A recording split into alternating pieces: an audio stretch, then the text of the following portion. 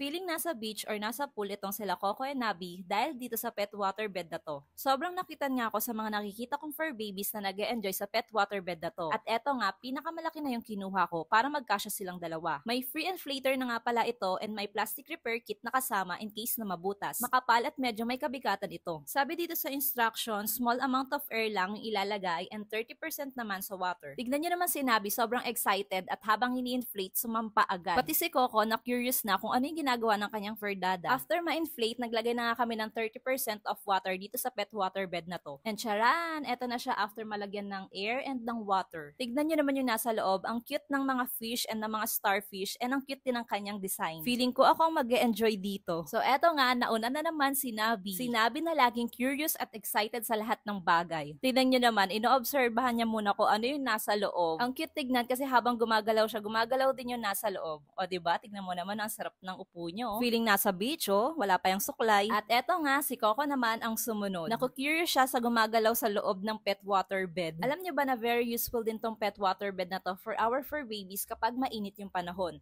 Pwede ka mag-add ng cold water